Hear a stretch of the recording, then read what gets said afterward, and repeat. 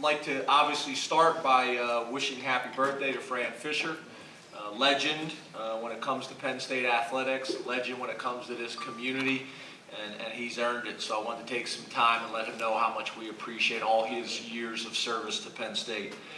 The coaching staff's player of the week was on offense Angelo Mangiero, on defense Naeem Wortman, and on defense Sam Ficken. And the last thing I'd like to say about the game, to me, that is what it's all about. Is I saw after the game that DJ Crook tweeted out.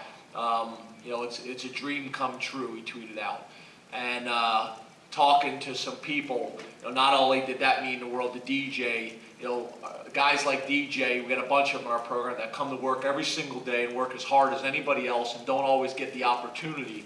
So to see guys like that be able to go in and make some plays and chase their dream of playing at Penn State, and talking to my wife and some other people in the stands, DJ's parents were very emotional in the stands, and to me that's awesome.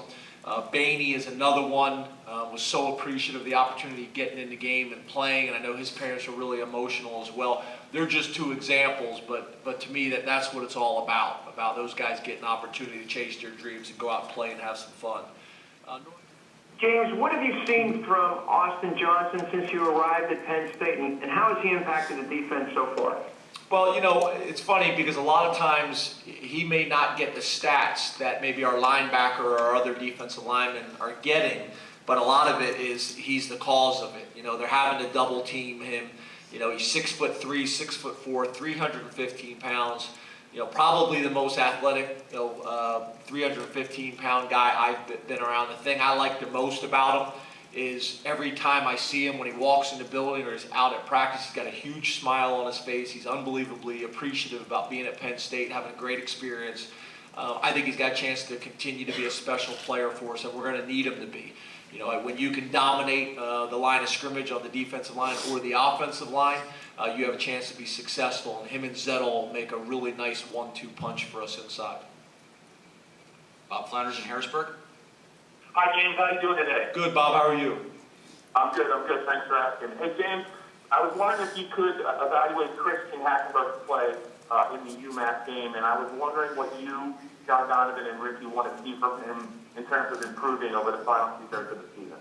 Yeah, I think he's played extremely well. To me, I don't really evaluate things by one game or a series or a play. It's overall.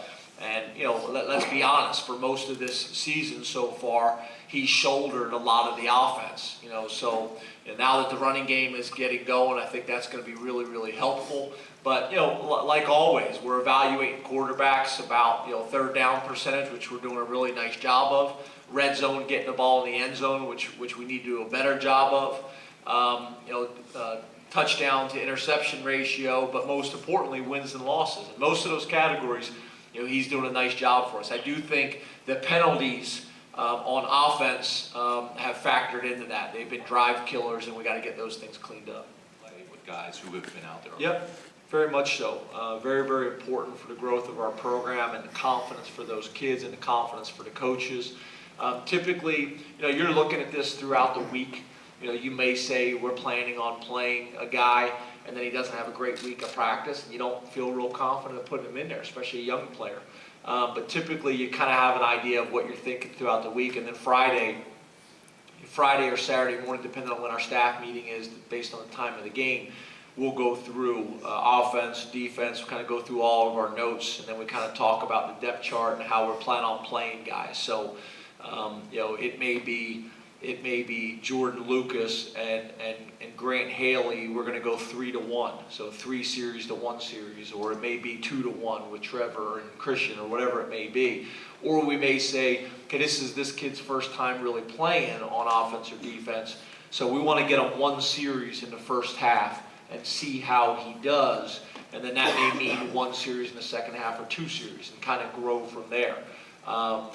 So, what you hope is a guy goes in there in limited reps and has some success and builds some confidence in the coaches and in himself, and it grows from there. But I think it's very, very important. When you can get a guy out of there for 1 or 2 series in each half as a starter, That's going to help us in the fourth quarter, and that's going to help us, later in the season, keeping these guys as fresh as we possibly can.